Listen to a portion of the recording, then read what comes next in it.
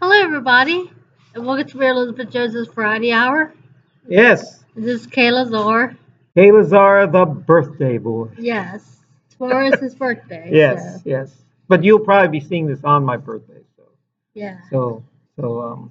Anyway, too bad we're not in a restaurant. I could have told them that, and I could have got a free cupcake or something.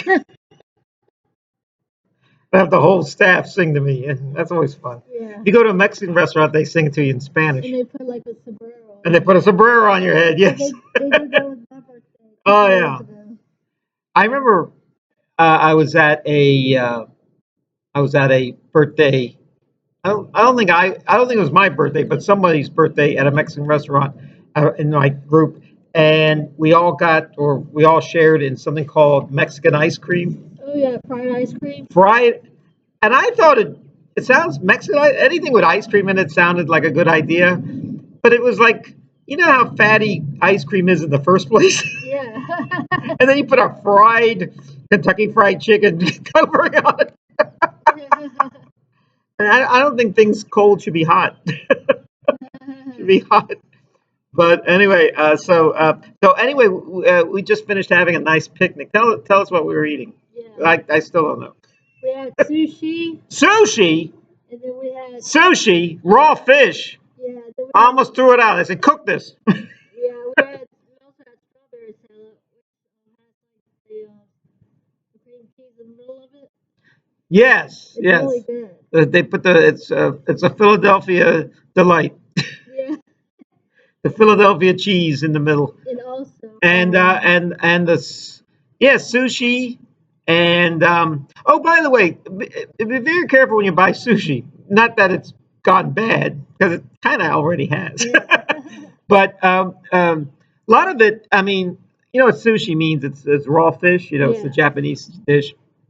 They roll it and they take a little bite-sized bit and they put it in rice and they put all this, and then you put ginger on it, you put Oh soy yeah. sauce on it, you put that awful looking sauce on it. Sometimes you put um, uh, what's that hot stuff?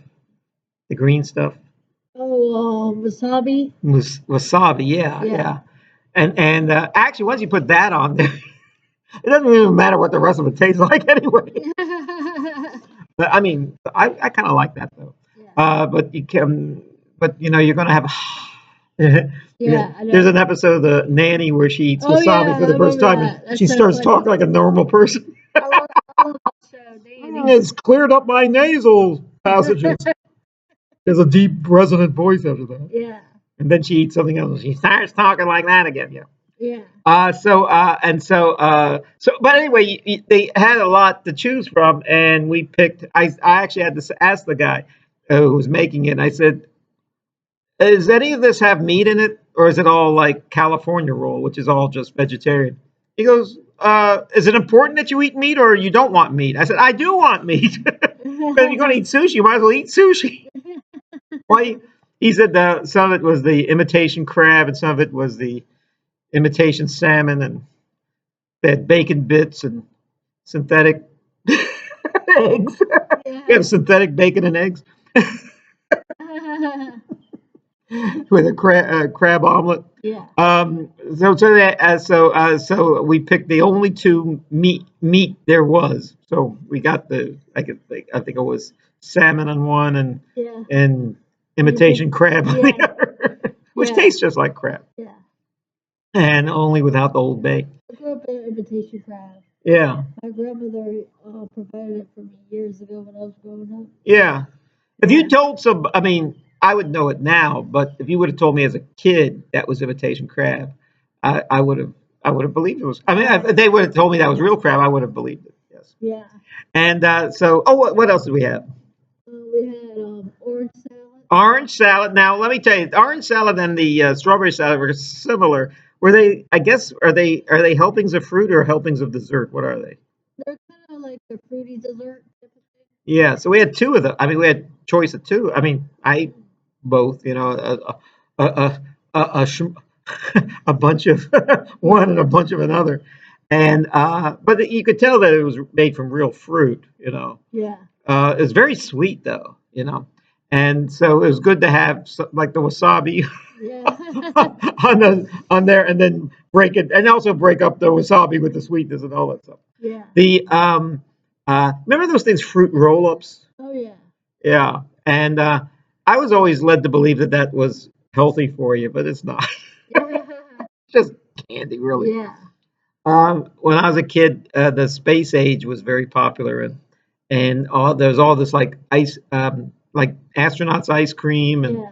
astronauts energy sticks, and I think this is what I wanted to get to. So I made my mom buy me this because I saw it advertised on TV. I want the energy sticks, same thing the astronauts who went to the moon eat. Yeah.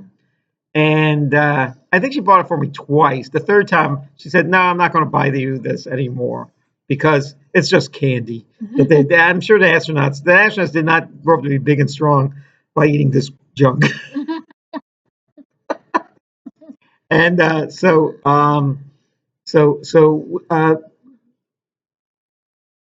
we ate the craziest foods when I was growing up. Like Yeah. if you wanted a cookie, I mean, what was your favorite cookie? Like a chocolate chip cookie? Yeah. Everyone liked Chocolate chip chocolate chip cookie. cookie. I just gave Mary Elizabeth a oatmeal energy bar or something, Yeah. and that made no sense at all because it was very hard. I said, "What's it It taste was like?" She hard to goes, chew. "Yeah, it was like it was I said, "I think you're supposed to maybe dip it in milk or something, Yeah. like a real cookie, because you almost break your filling on it or something."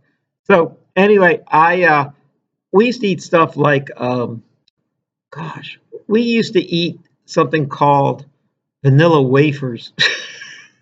Yeah. And I thought they were terrible. Where's the chocolate? Where's anything in Yeah. this? I Yeah. know. And we used to eat uh,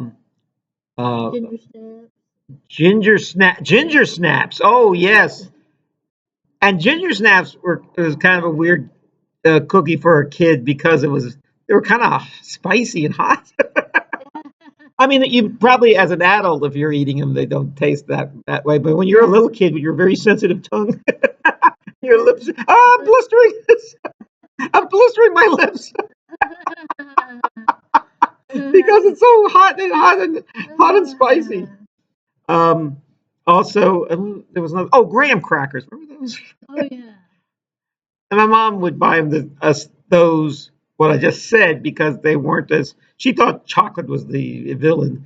She thought she didn't like anything with that lard sort of frosting on it. Yeah. Um, like Oreos. Oreos were a real treat, Yeah. or chocolate chips Ahoy. Those were real treats. Yeah. When I was a kid, I never saw an adult eat a cookie. Yeah. I was always lectured to, don't eat this, don't eat this. And you notice that cookies in the box are always the size of a child's hand. Yeah. A grown up looks like a giant. So I mentioned this before. This is really cool. There was these cookies called Monster Chomps, and you probably never heard of them. And I don't think they were all that popular, but they were like round. They looked like they were originally round cookies with a big bite mark taken out of it, and there was a cartoon monster on the front, and he goes, "These cookies are so good, our own monster in the factory has tried every one of them." I used to love those. And I'm not going to eat after a monster's slobber on my on my Oh, cookie. there are these cookies back in my town called Giggle cookies. Giggle cookies. Yeah, and they all had they're shaped like they had like faces on like different faces on them and stuff. Yes. I used to love those. Yeah. My mom would pack me up for my lunch one time Now, years now ago. this was, but didn't you? I don't know. I don't know if I would like eating something with a face on it. Please, like those M&M, those talking M&Ms on the commercials. I think they were like sandwich with chocolate or something Yeah. like that. I'll tell you something else. But they had like faces on them. I'll tell you another other thing I don't like. I don't like when I pass by a barbecue place and they have happy looking pigs, cartoon pigs on the Oh sign. yeah, yeah. Do those pigs know? Why are they laughing and smiling for? Don't they know the end is near, is Yeah, nigh? yeah, The end of the world comes for to every man and pig. yeah. So anyway, I and then so what else did we have oh, by the way, biscotti, is that what it's called? Those things at the coffee place like Starbucks and Oh stuff. yeah, yeah. Now what that is it's a Italian, cookie, like Italian Italian cookie. cookie, and if you ate it, it doesn't taste very good. It's very hard. You can almost break your tooth on it. Now I was at one of these coffee places, and I didn't know anything. I still don't know. I just went there to drink the coffee, and my friend says, "You got to get the biscotti. The biscotti is the best thing in the world." Is it called biscotti? Is that what it's called? Yes. And I hope I'm pronouncing it right. And biscotti, no. Biscotti. And what happened was, so a lot of times when people suggest food to you, they are totally wrong. They're really off the mark. And I told you about the poo poo platter once. This is a similar I used to thing. thought that was funny when I was a kid. But Call it poo poo platter. yeah, I still laugh. I used to call it poo poo tray. The poo poo tray.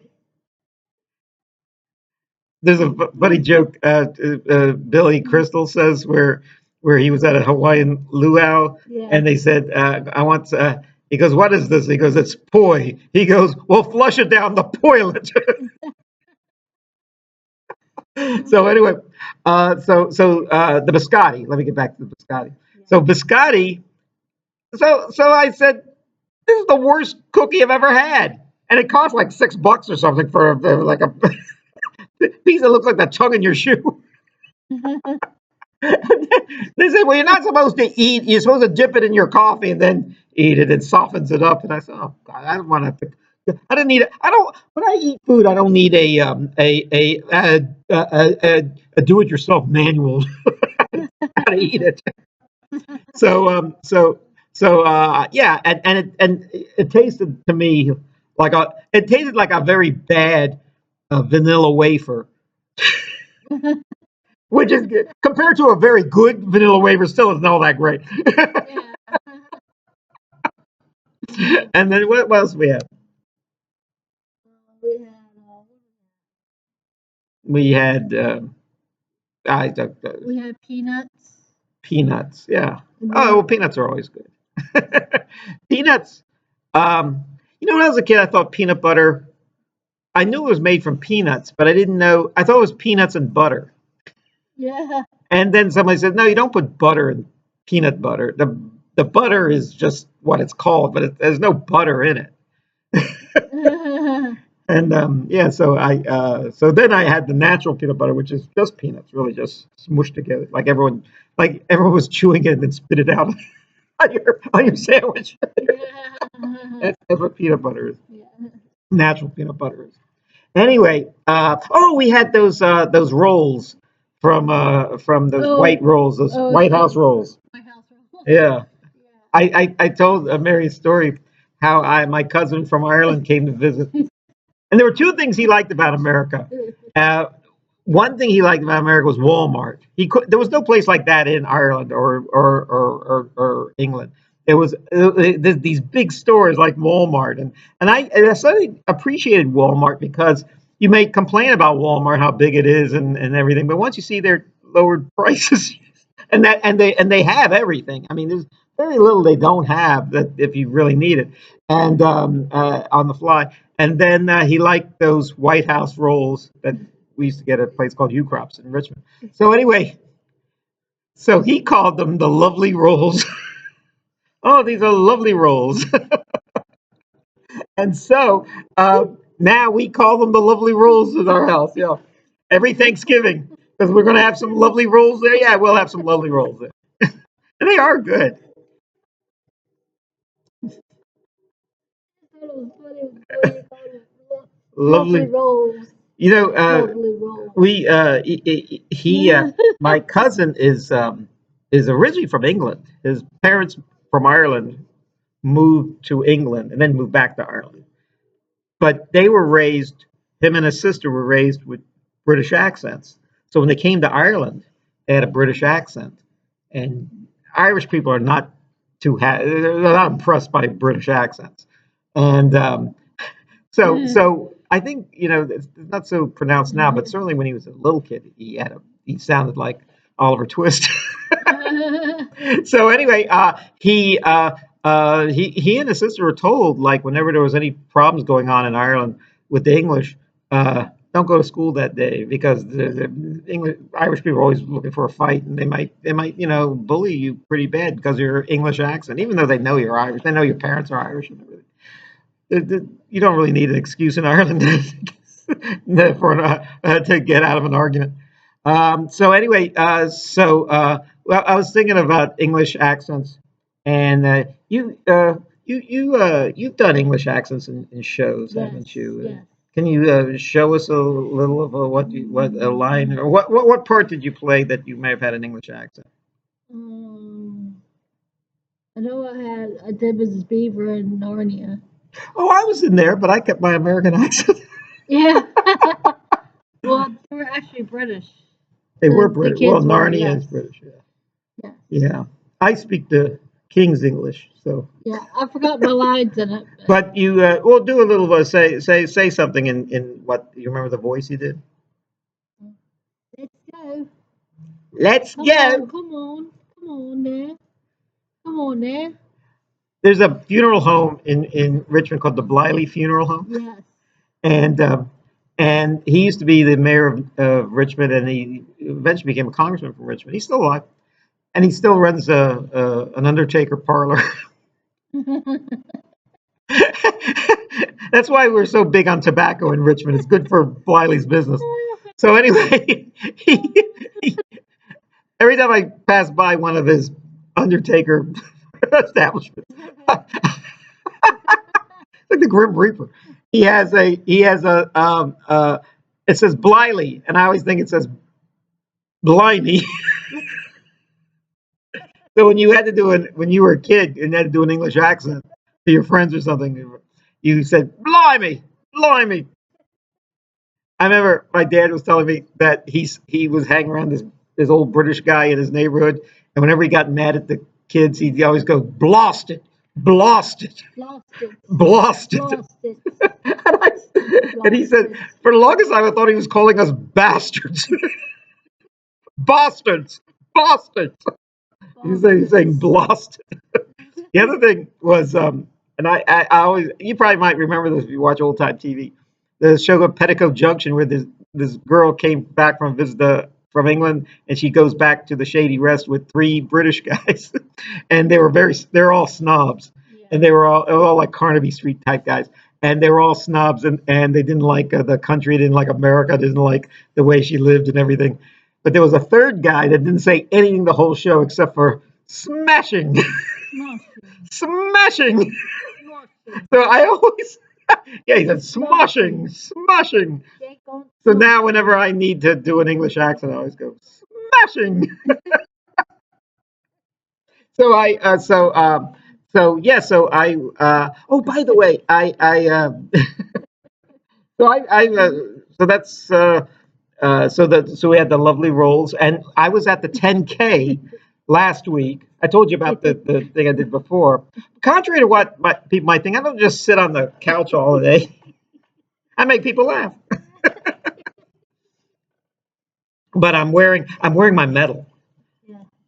I usually don't wear my medal after the second day, but because this is the same week as my birthday, I thought I'd wear my medal that I got for finishing the race. Now they when it's over, they give you a big bag, and you walk through this park, and they're just giving you bottles of water to drink. They're giving you um, these rainbow cookies, which I don't know why they give us that. I think it's just like, yeah, yeah.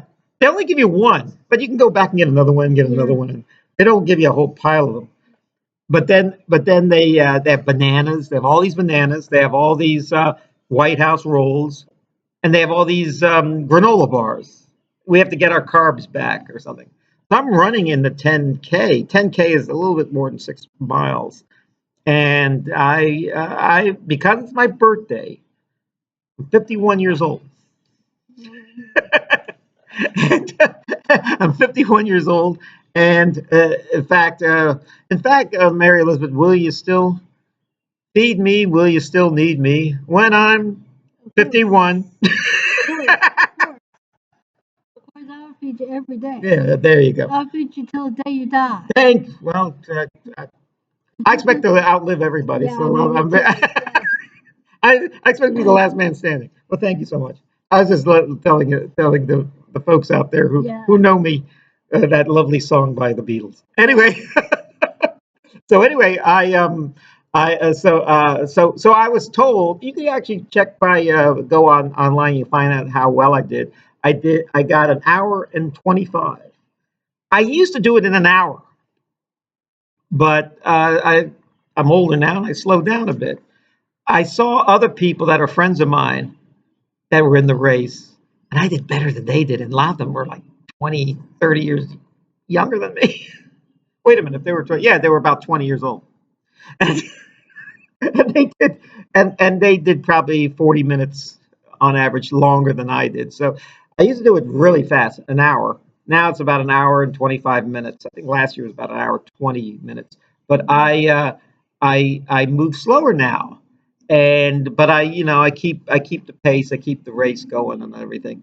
And I was warned at my age that do not trip, do not blow out your knee or get an injury that you're going to be in arthroscopic surgery for the next 10 years like my dad did. He thought he was younger than he was, and he gets played softball. He could barely walk for almost 10 years because he was getting all the surgeries on his legs. So don't blow out your knee. Don't just to make a 10 minutes faster on the race. Nobody cares what your score is. You might care, but you're not training. You don't have the same body you used to have. You're not training for the Olympics. But for your age, you're doing. My doctor and my friends think I'm doing fine health wise. And I was in the race, and I was. It's the only time in the year I'm photographed wearing short pants. I never wear short pants. But anyway, I just wanted to show everyone my. Oh, by the way, that bag they give you, you can have all the bananas and all the rolls and all and bottles of water and everything.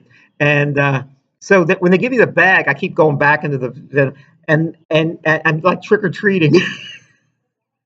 I'm just asking for stuff. Now, what's weird is I actually have I'm wearing a short sleeve shirt, like a t-shirt. I'm wearing like pants, short pants.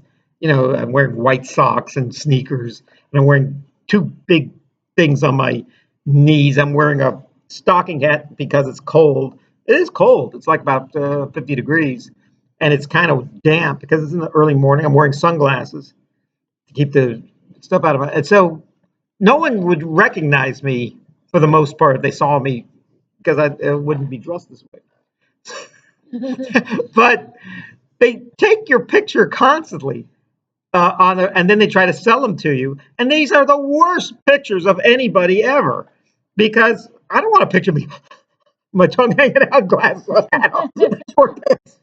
It's just not the real me, or maybe it is the real me. This is the fake me. But it's kind of fun looking at those pictures and everything. By the way, I'm true to my school. I'm wearing my UVA tie. Now this shirt is, I think it's for the Denver Broncos, but my college team is orange and blue, and so when I bought this, I just wear it with a UVA tie. Everyone thinks it's a UVA shirt because these are our colors. Now, I have a feeling about a lot of this stuff, sports memorabilia and stuff. Yeah. I think what they do is I think they like, okay, we're not selling out the Denver Broncos stuff. Let's just tear the horse off of it and put a UVA Cavalier on and sell it to the UVA fans. So that's what we do. What else can I tell you? So I was in that race and I finished it, and I'm happy about that. So it was a good thing to do near your birthday. Yeah. And also, I went to the movies. I saw two movies. And we'll end this part of the show when I finish talking about these movies. I saw the movie William Tell. Oh yeah. Now, I suddenly realized that at my age, I don't know anything about William Tell. And there's a new movie in English about William Tell. And now, of course, what do you know about William Tell? He shot an apple off the off the boy's head, off his son's head, you know. Oh yeah. Where's the Lone Ranger take his garbage? To the dump, to the dump, to the dump, dump, dump. And what's weird is the William Tell overture is from the William Tell ballet or opera. I guess the opera, and by Rossini. And I don't know. There's no connect between the Lone Ranger and William Tell overture, but it's so good. And I was kind of disappointed at the end of the movie. It didn't play. And but I never saw. I saw it's a 2 hour movie, and I saw the whole story of William Tell. William Tell is sort of like the Swiss Robin Hood. He was this guy who had a his town was burned down, and he and by the Viennese, Vienna were the villains. The Prussians, I guess they were. I don't know who they were, but it was Vienna anyway. It was Austrians. I'm sorry, Vienna is too specific. It was Austrians, and the and he is shamed. He won't salute the statue of the dictator from Austria when they take over the Swiss town. So so his punishment is that he has to an arrow off the shoot an arrow off the apple off the boy's head. And that's, I think, of course, you're looking forward to that part, and of course he doesn't. So, but now I could talk at length about William Tell. They were trying to make this movie years ago. I think Errol Flynn wanted, he made the Robin Hood movie, and he thought, well, William Tell would be the next good thing I could be. But it was never made, William Tell. And I never saw the opera. I only know the music. And I know the Lone Ranger quite well. I went as the Lone Ranger a couple of times for Halloween. So, and then the other movie I saw. Oh, there's no big stars in this movie, William Tell, except the villainous king in one or two scenes is played of Austria is played by Ben Kingsley, and that's the only actor I recognize. Jonathan Pryce is in it too in another part, but I don't know what part he played. Um, the other movie I saw was all these movies are barely playing at the theater. You probably catch them on streaming. The other one was called The Luckiest Man in America. And what happens is this kind of this schmuck comes to this show in 1984, and he gets a part on as a contestant on a show called Press Your Luck, which is still on. Press Your Luck. And they don't expect too much from this guy. He's kind of a clown. I think he is a clown. I think he dresses as a clown. He sells ice cream. He drives an ice cream truck. But there's something very peculiar about this guy. And as he's playing, he wins eventually close to $100,000 when most people only won about $10,000 on their show. And you have to see how it's played out. But it's just like that movie, Slumdog Millionaire. As soon as this guy starts winning, they think he doesn't look like the guy's going to start winning.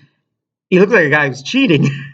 And you see this movie and you figure out he does have a plan how to win, and you see how it turns out.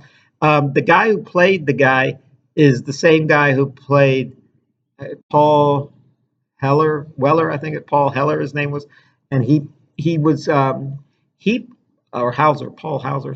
He played the Richard Jewell in the movie.